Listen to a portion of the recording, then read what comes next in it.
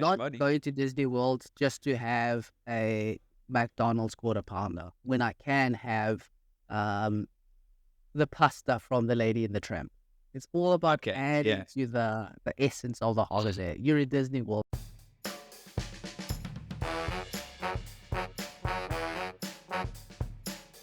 We are back. On your screens, in your ear holes, the big vibe is back, and it's been a hot minute. Tev and I needed to take a step back. We needed to take a breath, and a lot has happened since the last episode that we released. I turned 30, and that was cool. Happy birthday to me. And I would just like to say, and we're not going to get bogged down and talk about this too much, but on my birthday, a super special thing happened. And what happened was that Arsenal ended its 8-year losing streak to Manchester City. And Gabriel Martinelli perfectly placed the ball into Nathan Ake's face, which gave us valuable 3 points. And I don't really want to talk about the game too much. All I want is for Tevin to say, congratulations, Arsenal was better than Manchester City on the day. No excuses. And that we deservedly got 3 points. That's my birthday present. Tev, you got me. For the most part, I can decide that. I don't know about the end bit, but Arsenal got a much needed win over Man City. It was some time coming, I'd say, since last season. It's been coming. Maybe this is karma for the Rodri 2-1 win at the Emirates. It could be, yeah. Season. It could be. 2 seasons ago? Yeah. 2 seasons ago? Yes, but yeah. No, Arsenal did really well. Those subs were very impactful on the game. Did really well.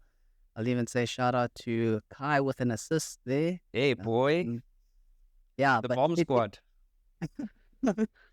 It makes things interesting, and yeah, North London sitting pretty on top of the table. It's gonna be an interesting season, man. Very interesting. And we can leave it at that. Thank you. Thank you. Good win for the Gunners and a great birthday gift. Yeah. And as we are talking about travel, let's quickly hop over to France, where by the time this episode will have come out, hopefully South Africa has beaten France in the quarterfinals. That's been super interesting. And I'm really ashamed at Tevin and I that we haven't spoken at all about the Rugby World Cup. It is really, really shameful. Maybe the next episode that we can do, maybe we can do a live stream of one of the games or something. I think that could be quite cool. We'll look into something like that. So yeah, best of luck to the Boks. And we hope that we have indeed ended up winning the quarterfinals against France. Big game there. But to the question at hand, and I think a lot of people, especially if you follow us on Instagram, will know, and obviously look at the title of this episode, do you even travel, bro? So we know that as children of the earth, or whatever you want to call us, Tev and I have done a little bit of traveling as of late, and I've really had these, like, I guess, existential questions, like, while I've been traveling, about this whole, like, going to, like, these big landmarks, these big tourist destinations. Fortunately, our travels have afforded us the opportunity to explore a little bit slower, especially, like, we were in Rome for like a month, so we had like time to really explore it slowly. But at the same time, we've also done these things where we've been in a city for a day and you're just checking off all these big tourist destinations. So what we decided to do, Tev and I, is we hit up Instagram. We posted a few questions over there. And thank you to everyone for your response and your feedback. It was really, really great. And what we're going to do now is we're quickly going to run through those, get the numbers back from what the questions were. And then Tev and I are going to share our own experiences of what we had. So the first question we asked was, when you're traveling, what do you prioritize? And the two options were to explore well-known tourist attractions and discovering hidden gems and local spots. According to our listeners and the feedback is that in general, people are looking for hidden gems and local spots, which is 58%. But then 48% of people said well-known tourist attractions. Tev, on your journeys, where you at here? I'm a bit surprised at this answer, to be honest, especially when you're going to, let's call them the landmark Instagrammable places. So let's take a Paris, for instance. I would assume that most people would go to the Eiffel Tower, the Louvre, the Arc de Triomphe, etc., before they look to do all the hidden gems. For me, it's generally been a mix of both. That's going to sound very cliche, but it is a mix of both. We kind of start off with the well-known tourist attractions because that's where I'm likely to find big crowds, lots of queues. So get that out of the way, tick, and then I can find like the hidden gems and the undiscovered parts of Yeah. the local. Yeah. And The locals. yeah, and Yeah. yourself, where do you sit on this one? I guess we are copping out a bit by saying a little bit of both because that feels like such a cheap answer. But I'm going to be honest with you, right? It's easy to say that you look for the local spots, but when your time is limited, right? Like when you're traveling in a space and the time is limited, and whenever you go and you look at all these things that you're supposed to check, like actually one of our later questions was the strategy for avoiding tourist traps was like travel forums, or if you ask for advice, or if you use guidebooks. But whenever you go onto these things, it's always got like the most touristy kind of well-known things on that list. And it comes back to like my thing about like, remember when I spoke about driving a Polo in South Africa? How can a million people be wrong, right? Sometimes I feel like that about when I'm traveling, right? And that's what actually raised this question for me. It's like, so I've been to, let's say I went to Venice and I saw, like the big church. I didn't do the gondola rides, but let's say you do the gondola rides and you do all these things. Some people will say, but you haven't even been to Venice. And I'm like, okay, but what am I supposed to do? In general, I think it's just easy to do the tourist attractions. And I think if you have the time, looking for the local spots, but I also understand why we go to these tourist attractions, right? But then the second question that I wanted to ask, or that we asked on Instagram, was how you explore a new destination. And I know where I fell on this, but the first one is joining a guided tour of the local landmarks, to which 12% said that. And then the other one was independent exploring and your own itinerary, which 88% of people said. And I'm going to come right out and say, I am part of the 12%. I am part of, yes, sir. I'm part of the percentage.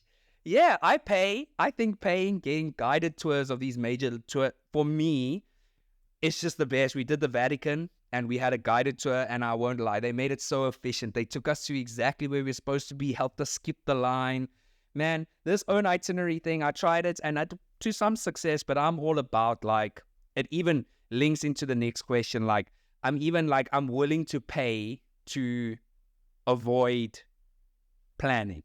That's where I feel. What about you? Because you're on the point of convenience. I generally, we generally make our own itinerary. I think with the power of the internet, it's like, oh, these are the highlights of a place. And generally, you'd find as much information, maybe not presented as well as your guides. But I think that's why you find that walking tours have become quite popular, because people essentially just have the guide on their phone and they can walk at their own leisure, their own pace. Yeah. Respective things. So very interesting that you sit on that point. But, and okay, but to pay more for the convenience of it all.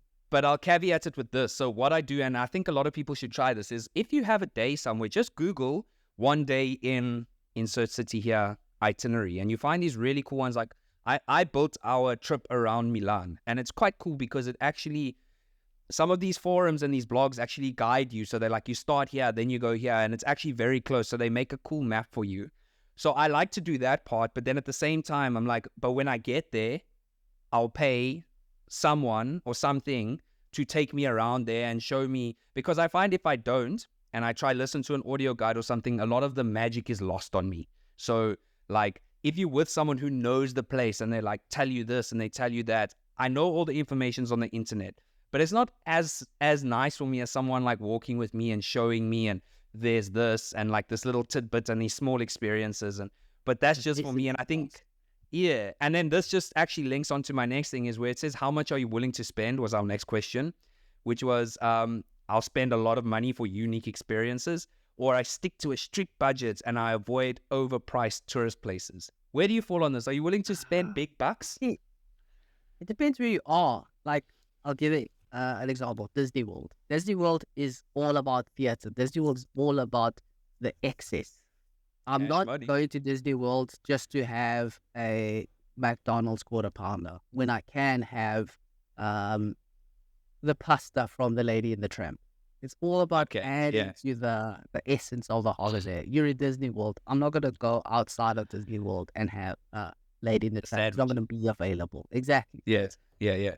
Playing into that, the magic of where you are. So I would generally pay a little more because also I'm on holiday now. This is holiday mode. This isn't everyday 9 to 5 mode.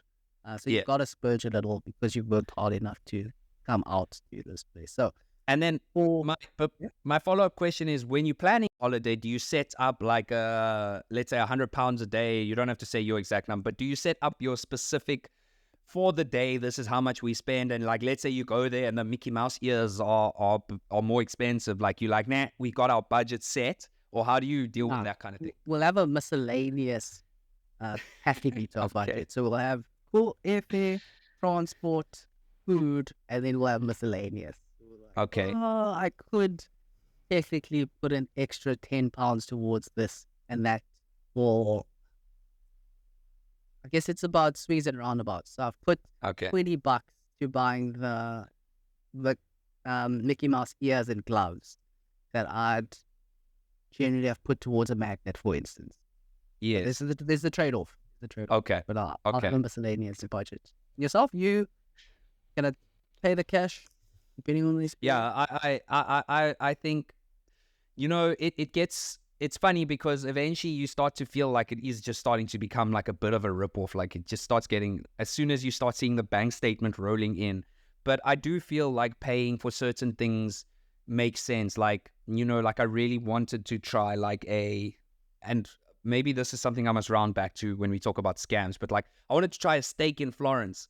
And I was like, we'll spare no expense. We'll get this Florentine steak. Oh, my word. As a South African, not that it's just like I'm South African, but it was like not worth the money that we paid. But I was willing to do it because, it was like we're here and we have to do it. But that actually links into the next question, which is like, again, about your traveling mindset. And the two options that we had was, as a traveler, your mindset is that you want authenticity, even if you miss the tourist spots, or you don't care about authenticity. You just have a beeline for the major tourist attractions. 76% of people said that they wanted authenticity, when 24% of people said that they are focused on major tourist attractions. I know where I fall. It's you go. But the thing is, you go to a place and you expect it. I think if you didn't have that level of expectation and understanding about a place, then you're kidding yourself and you're doing yourself a disservice. Went to France, went to the Eiffel Tower. Was there a long line for people standing trying to take photos? Yes. Did I go into the Louvre expecting there to be no lines when I went to the Mona Lisa? No. I went there to go and see the Mona Lisa. Did I wait like nearly an hour just to be like 5 meters away from A4 painting? Yes. Because I understood what went into it and the significance of it. So I generally would wait in line as much as it sucks, but it comes with the territory, man. So, but how badly are you seeking authenticity, like this very special Tev and Lisa moment, or are you willing to understand that, man, there are thousands of us here? That authenticity is not going to happen in this case. Like for me, I kind of feel like authenticity is a pipe dream. I'm sorry to say it. We think that we can have this very unique and I don't know if I sound like a horrible person, but we think we're going to have this magical moment under the Louvre with the bright colors changing, perfect moment, capturing a kiss, this perfect photo. I don't think that happens. You definitely have to change your outlook there. Like, I think what we envisioned the photo with the Mona Lisa, and I'll probably put it up as part of our overlays here. It took a few tries, but I had to put it on like burst mode on that camera because remember there are thousands of people here looking to get over each other to get the perfect angle of the selfie, and it's in that nuance that you find authenticity. So for me, what made the trip to the Louvre really cool and seeing the Mona Lisa was because I have the actual Lisa. Yes. Standing next to the Mona Lisa. So when we were like, oh, this is so cool. I have to get a photo of you two in one frame. This is going to be my highlight for the Louvre. I've done it. Nice. Okay.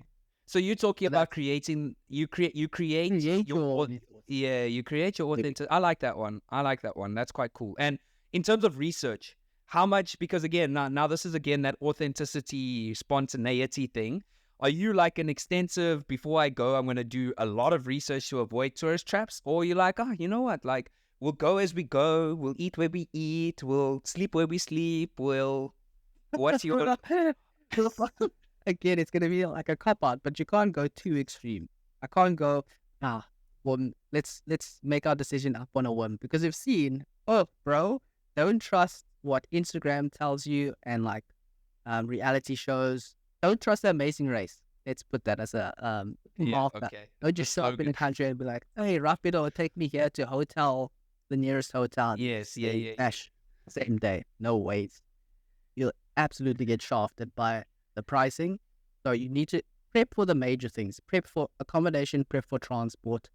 The things like food, attractions, that can be made on the more of a spontaneous basis. On a whim, kind of, okay. Yeah, because if you, like you were saying, alluding to a little earlier, you lose a lot of magic when you overplan something. Yeah. And I kind of felt that. So recently I told you about going to Harry Potter World. Yes.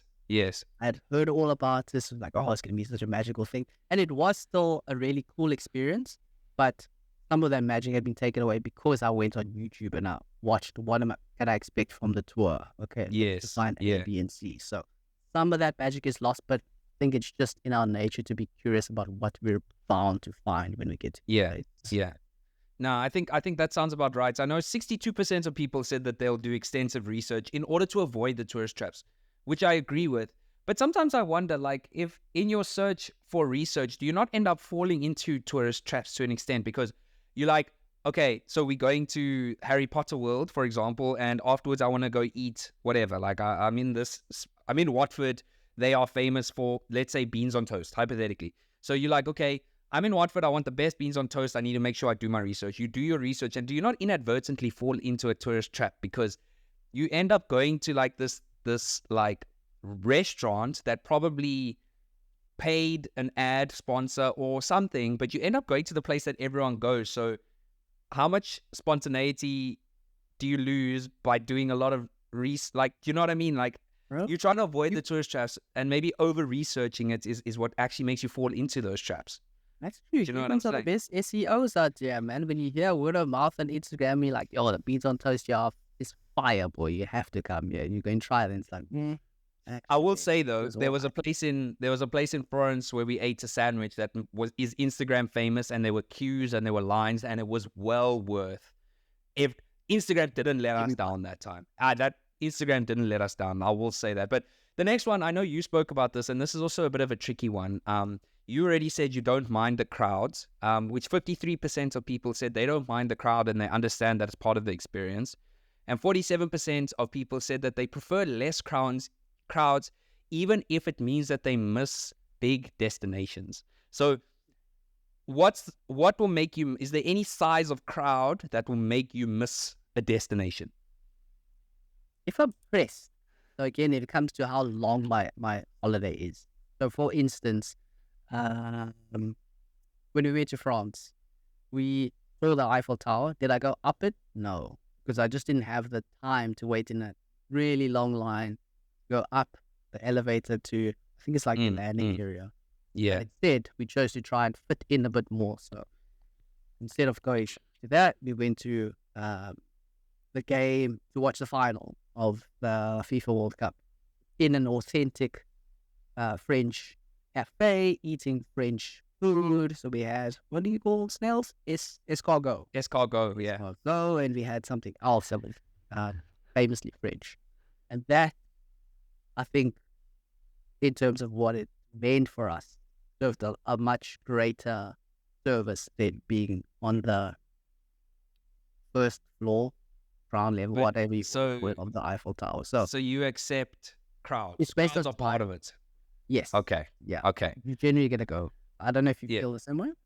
I do, yeah. A crowd is a crowd is a crowd. There's a reason that there's a lot of people there, and I don't like crowded areas, but there's certain places where it's just like, man, it is what it is. If you want to see the Trevi Fountain, for example, you're going to have to deal with the crowd. It's like, it's part of it. Deal with the crowd, shoulder, take your picture, leave. it is what it is. Does it take away from the experience? Perhaps. Did I see it still? Yes. Am I glad that I saw it? Yes, I am. To be My quite only question for you is this: when you're doing these, let's call them Instagrammable locations, are you doing it for you or are you doing it for the fan?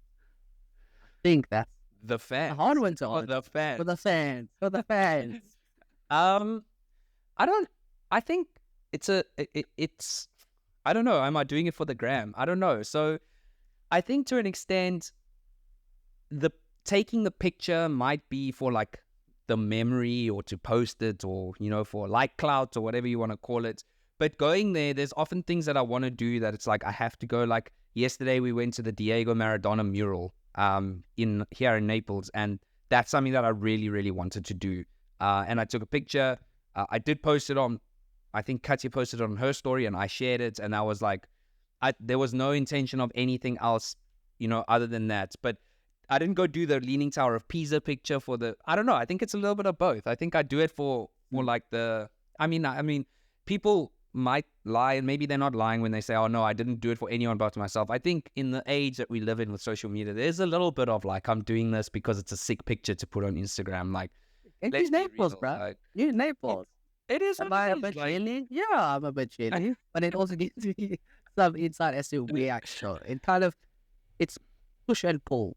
Like, this guy's flexing hard. He's in Naples. He's gone to the Maradona Stadium, etc. He's living his best life. But that should also encourage you to know that it's possible. Know that I were to start saving, if I want to start planning, I could also be in Naples at some point. Yeah, so, for sure. And then speaking about that, our last question was about all-inclusive packages. Are you about so 38% of people said that they would spend top dollar for an all-inclusive experience. 62% of people, however, said they would do some extra work and plan it all themselves. Where you at? I wouldn't know. The percentage that voted for the all-inclusive, what is your, what's your line of work? I think these are accountants that are coming in here, the lawyers. I know you guys are making dosh. For me, hey man, I generally have a sensible budget for my holidays. Maybe when I'm older and I can live my best life, then I'll go all-inclusive. I see it's a thing here in the UK, actually. People are like, no, I can't just go to Tenerife. I gotta have the 5-star. Okay, maybe not 5-star, but it has to be all-inclusive. My food is covered, my transport, everything must just be ready for me so I can enjoy my holiday. I understand that to an extent, but for me and my budget, man, let me ask it, would you do this? So would you rather have 15 days on a strict budget with loads of resources, or like 8 days where it's all-inclusive and it's done, like it's sorted? Like for me, I'm going 8 days comfortable than 15 days uncomfortable. If I'm talking like you said, your budget is what it is, right? So let's say you take that budget, and for the all-inclusive, it's going to cost, you're going to be able to do it for 5 days or for 8 days. But if you were to plan it out all for yourself, you might be able to get 15 or 16 days. Let's say double the time, 8 days or 16 days, right? But this involves maybe staying in hostels, maybe making sandwiches for yourself instead of like eating at buffets, and I'm not talking top class. I'm just talking, let's just say pretty average, run of the mill, but half the time. Are you willing to sacrifice that time for comfort? Because I 1,000,000% am willing to sacrifice the extra time and feeling I'm a man of comfort. I will pay for comfort and I'll sacrifice certain things for comfort. And that's where I fall on it. I think that makes sense. I think when everyone grows up a little and comes to the 3rd floor, you'd know that you're willing to pay for a bit more comfort. And I did see it. So in our holiday when we went to Kenya for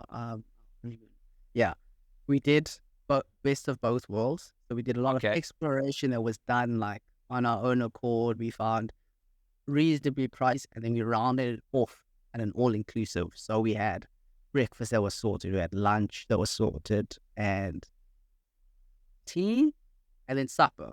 All-inclusive, and it was on an island, and that was sick.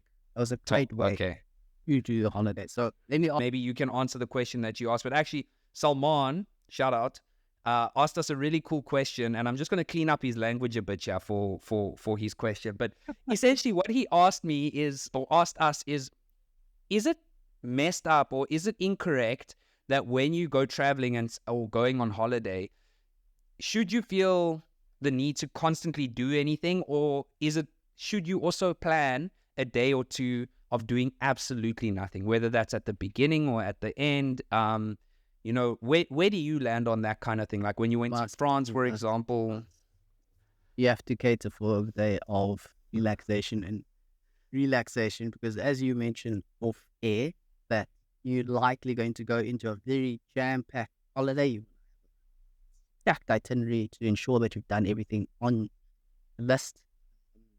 But at the end of that holiday, you're going to feel like in another holiday right afterwards. Yeah. So, Mouse, I definitely agree. You should take a few days off just to recoup. Yeah. I'm also at the end of your yeah. I'm also of that opinion. I think it's something that it's important, but it's difficult to say because also like if your time is limited in a space, like let's say you're traveling from South Africa to Europe, you don't know when you're going to come again.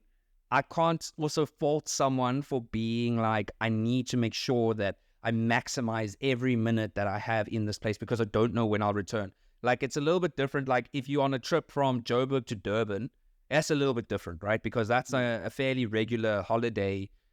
Regular is relative, but it's an accessible holiday. But I can't fault someone for being like, I've never been to Europe. I'm only here for a week. I need to make sure that boom, boom, boom, boom. Like I can't do that. But I can't fault people that's why Kontiki does so well. You have your 5 days and you're like, bro, you're going to Rome, you're going to Barcelona, you're going to Paris, you're doing all of this in 5 days. Big things. On paper, you're like, yeah, managed to cover so many things. But I'm curious. If you don't know Kontiki, please hit us up. Let us know if it was worthwhile for the amount of days that you spent. Did you actually feel like you got a good understanding of each city that you visited? Yeah. And while everyone is on their travels, I do want to suggest to you guys to please watch out. Kirsty Kitchen brought up scams, and she wanted us to talk a little bit about the scams that we know. I'll tell you guys, let me tell a couple that I managed to avoid while I was here, but that I've seen. Okay, so the one, it's crazy. So what they do is in Florence, right? There's lots of big buildings and lots of museums and sculptures and stuff. And what they do is there's this one area that you go to where there's this huge, it's called the Uffizi Museum, but it's a big building and it's got like these sculptures outside. And these artists, they go outside and they put oil paintings that they made, they put them on the floor. And what they want to happen, they want you to step on it. And then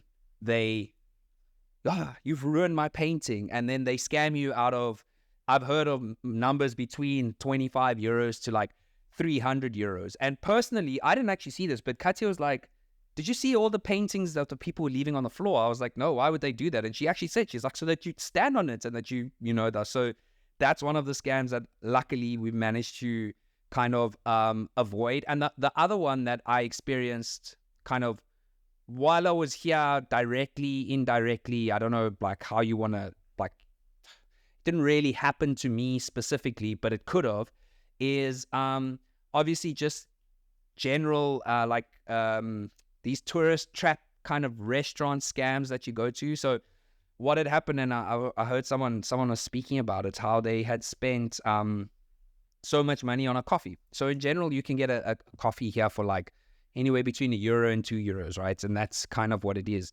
But there's options. You can either stand at the bar and drink your coffee, which in general is the same price, but there's places that you go to where you would pay €1 to stand at the bar and drink your coffee, or you pay up to €11 to sit at the table, right? So that's a scam that you got to look out for. But what a lot of people have been saying has happened to them, and I've seen this on the bill, is that you have to read the bill, because what they're doing is they're charging you for things that don't exist. So like a double cappuccino, they're charging you like an extra €2. And people are falling like into these scams. Do you know what I'm saying? I know that there's a few other ones I know. Yes. And then the last one is these friendship bracelets. So what these guys do is they come and they talk to you. We've seen this though, even in South Africa. They come and they talk to you and they're like, oh, where you from? Oh, I'm from South Africa. And you know, it's like, that's always a big thing. It's like, oh, South Africa, I'm from this place. Oh, and they throw like an Afrikaans word or something at you. And then they're like, yeah, have this bracelet for free. Don't worry, you don't have to pay for it. Obviously, obviously, yeah, you don't have to pay for it, but a donation will be nice. Do you know what I'm saying? And the one that they did when Uki was visiting us, bro, they've got such a clever trick. They're talking to you now. They don't even give it to you. They throw it to you because your reaction is to catch it. So now you've caught it and you've got it, and you're trying to give it back. And it's like, oh, no, don't worry. It's for free. It's for free. Don't worry. It's for free. So those are some of the scams that we've seen. What about you? Have you seen, avoided, susceptible, fallen into? I've seen the same thing in London as I've seen in Paris. These people are playing, I don't know what the right name for the game is, but you've got like 3 cups, and then I've got a ball. Yeah. And I put the ball under one of them and I swoop it around. You're like, cool, which of it is it? So, cup number 1. And I open it and like, well done, you won it. What they do is they always have a mark. You call it a mark? Yeah. Hustle. So if you and I are viewing the game being played, and Katya is on the inside. So she's working in partnership with the guy that's doing the game. So she'll put down her bet. It'd be like, okay, cool, here's £20. Let's play the game. Guy hides the ball and moves it around. Like, cool, Katya, which one is it? You say, the cup number 3. Well, she opens it up. Katya doubles her money. She's now sitting on £40. That's how they get people in. Then people start playing and they start losing. And it's only once these people wrap up for the day that you find out that they're all working together. And something that's done every day. If you're going towards Big Ben side, generally around there, and then in Paris, it was close to the Eiffel Tower. And everyone falls through. Because you're seeing somebody make money. You're like, well, it's legit. If I was just seeing Tyler win double his money, me and boy, I know how to do this game. I'm keen. I want to look for that. Did you see the other one? There's one that I heard of that they catch your finger in a thing. Did you see people doing that? They make a string. Yeah. And then you put your finger in it. And then they truck. Apparently what they've done before, bro, they catch your finger and then they pickpocket you live. Like they just and they're holding you there and there's nothing you can do and they just rob you, bro. So it's like your fingers trapped in this thing. Like that's clever. Oh, there's a cool lady on TikTok though that from that helps here in Italy. And she walks around. Attenzione pickpocket! Attenzione borseggiatrici! But have you fallen for any scams, or are you generally a safe man? When you're talking about the bracelet thing, man, and maybe it's because it was in Africa that I was just like, okay, cool, let's help out another brother. Yeah. Here's my donation. Because somehow, once you say South Africa, they're always like, oh, Mandela. You know what? I have a cousin in Durban. Durban? Somehow they know Durban. So it makes it a bit more authentic because they don't say Johannesburg or Cape Town. So they've done well with their story there. And he had made one with a name, like Tev or Lisa, whatever. Okay, cool. Well, here's a donation for it. And then they tell their friends. So now the next we go to the beach again, and it's like, oh, my friend, I see you got a bracelet. What about your family? Don't you want, to go for bomb, this, that? I can make a magnet for that. And like, mate, I just wanted the one. I'm good. That's the first one. I think bookings, whether it's on booking.com or Airbnb, people, please read reviews before you make a booking at places. I've personally been denied a booking in South Africa, and this was in the Western Cape. We were going away for some time, and I was denied staying in this accommodation, I think because of my ethnicity. Obviously, legit. So I initially got the booking, and then a day after, because nowadays on Airbnb, you can't book at the same time. You have to make a request to reserve. Story to say, why are you coming there? What do you think of the place? What's your reason? I've done that, and I thought, okay, well, cool. I can pay. I'm ready to pay. My star rating is quite high on Airbnb, so surely I'll get the place. And next big day, man. like, no, sorry, it's not available anymore. But when I went into that very same listing, it was available to a certain demographic. So that was interesting. And then also just watch booking.com. So I've also experienced and know of people personally that have gone on holiday and you're not allowed to stay in your accommodation, and you find this out on the day of. kind of having to pull rabbits out the hat because you find that it's not everything it's cut out to be. So kids, read reviews and double check all of the stuff. If you don't know where to find a review, if you don't think that the platform is trustworthy, Hello Peter is your friend. Yes, sir. And I think the review, just reading reviews, I think someone asked us to discuss like tipping culture, and I think generally that's the same rule of thumb. Just do a little bit of research to find out beforehand, like about like what to do, what not to do. I think a lot of these like European countries, you would think American, but American tipping culture is very strong. But like European, Australian, like that side of the world, like there's no, even in Thailand, there's a very low tipping culture. I think in Europe, people are paid well to do their job. So like tipping doesn't, whereas in South Africa and in America, you get paid basically nothing or very little by the actual restaurant or company that you work for, and you actually work on tips. I know that's a huge thing in South Africa, is like you work for your tips. So in general, just maybe do the research. Chelsea Stevens on Instagram asked us for safety tips. Thankfully, most of the people that listen to this are South African. So your safety tip is just be South African and just treat every travel place like you're traveling to South Africa. I promise you, if you can travel safely in South Africa, from my experience, you can travel safely anywhere in the world, because we are a little bit streetwise. So we know more or less what to just look by for. nature, you're a little apprehensive when someone's being a bit too friendly with you. Yeah, you can suss out. You can be like, nah, that seems a bit too good to be true. I'll take alternative means to get to where I'm going. So yeah, just obviously, if you can travel in a group, that's the first preference to travel in groups, but places that are lit, obviously. So yeah, your standard safety measures that are practiced, man. I think Yeah. Don't fall into like feeling safe in a place. Like just again, like if you're South African, treat like you travel everywhere you travel, like when you're South African. And when you feel safe, it's nice and enjoy that. But also like don't go down a dodgy alleyway because you had a safe day. You know, dodgy people are all over the world. It's not exclusive to South Africa. And then Maris asked us one last question. And unfortunately, Tevin and I can't answer this directly. What do you do when you find a special someone along the way? Generally, Tevin and I travel with our special someone. But I think, Tev, you had some advice on that one? Yeah, man. Like solo locations can become vacations very quickly.